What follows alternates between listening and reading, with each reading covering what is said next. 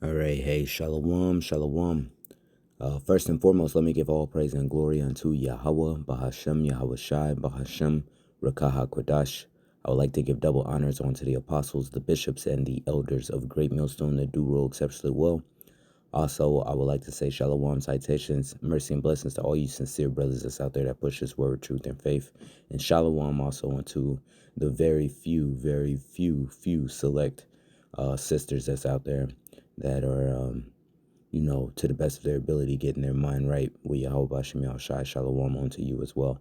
My name is Tabawa Amath of Great Millstone Northwest. I'm coming back with another HADABAR HAYAWAM in hopes that we can, step by step, learn a little bit more of the Hebrew and the vocabulary. All right, I've been focusing on verbs, and for the HADABAR HAYAWAM, HADABAR means the word, HAYAWAM means the day. The word of the day for today, I'm going to use the word KABAS. All right, KABAS. It's made up of three characters, the character Ka, the character Ba, and the character Sa, and it means to wash. All right. And we find this in the Strong's H3526. Now, this word kabas, we found as we was doing the HADABAR HAYAWAM for the word tahar. We came across this word kabas in one of the scriptures there. And I had made mention that I wanted to look into it and do a video on it. And here is that video, okay? Because when we looked up the word tahar, it meant to be clean or to be pure, all right? So there is a scripture that correlated, meaning to wash. So this kind of goes hand in hand with it, all right? Now, this means to wash more so like to actually wash something versus it being cleansed and holy and pure. This is like actually washing something, like the actual act of washing something, which can be used figuratively or literally. All right. But let's go ahead and let's look into this word kabas. Okay. I have it pulled up here at the blueletterbible.org. The word kabas, it tells you that it is a verb. All right. And the Strong's definition says a primitive root meaning to trample, hence to wash properly by stamping with the feet, whether literal, including the fulling process, or figurative, fuller, washing, washing. Okay. So the word the word kabas is used 51 times in the scriptures, meaning either to wash 47 times or fuller 4 times. Now, a fuller is, well, let me not try to give you my definition of what a fuller is. Let's let Google define it for you. Okay. So it says a workman, all right, a noun, a fuller, a workman who fulls, cleans, and thickens freshly woven cloth for a living. Okay, so that's what a fuller is. So the scriptures a lot of times says a fuller soap, talking about a fuller soap. Okay, because the fuller soap would cleanse the cloth that it's cleaning. Okay, let's look in the Merriam-Webster. It says a blacksmithing hammer for grooving and spreading iron. That's not quite the fuller that we're looking for here. Let's see if we can find a nope, not here. Just trying to see if I can find a another definition. So Salaki, bear with me just real quick. A person who fools clothes. Here we go. A person who fools clothes, a fuller, okay? A person that fools clothes, all right? Fooling clothes is to, let me see if this is going to tell me. See, when you look up fool, you're going to get a whole bunch of stuff.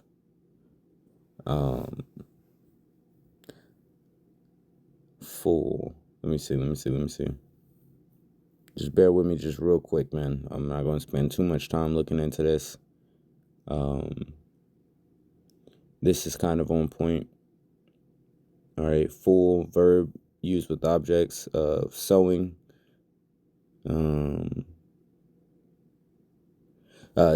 B definition of sewing says to bring the cloth on one side of the seam to a little greater fullness than on the other side. That's kind of there, but that's not quite what we're looking for as far as the, here we go, verb, full. All right, to cleanse and thicken cloth by special process in manufacture, all right, of cloth to become compacted or felt. All right, so that's what fuller is to cleanse the cloth.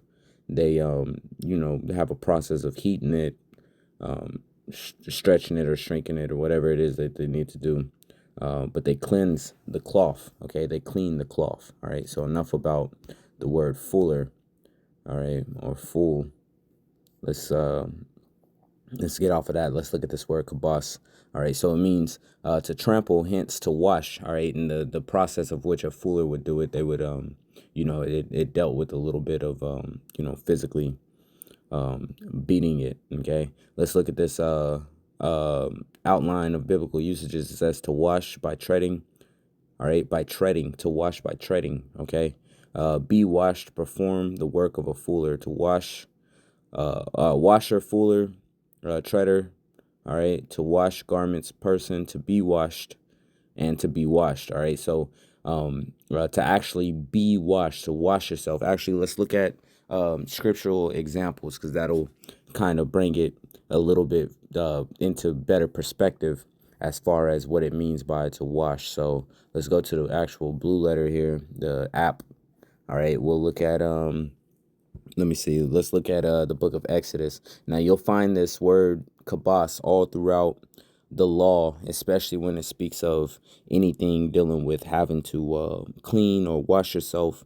All those laws for being unclean until even, and washing yourself, you're going to have the word kabas sprinkled throughout all of those scriptures. Okay. So this is the book of Exodus, chapter 19. And let's read one of these scriptures here. Let's read verse 14. All right, it says, and Moses went down from the mount unto the people and sanctified the people, and they washed their clothes. Okay, and they washed their clothes. When you look up, they washed their clothes, the word for washed right there is going to be our word kabas. Okay, which again means to wash. All right, let's look at the book of Numbers. Let's look at Numbers, the what is that? Numbers, the 8th chapter, verse 21. Let's come down here and let's look at this. It says, and the Levites were purified, and they washed their clothes, and Aaron offered them an offering before the Lord Yahweh, and Aaron made an atonement for them to cleanse them. So we got a couple of words here. We got purified, all right, which could be a word that we have gone into, recently, because we went into the word barar, we went into the word tahar, we went into the word bakar.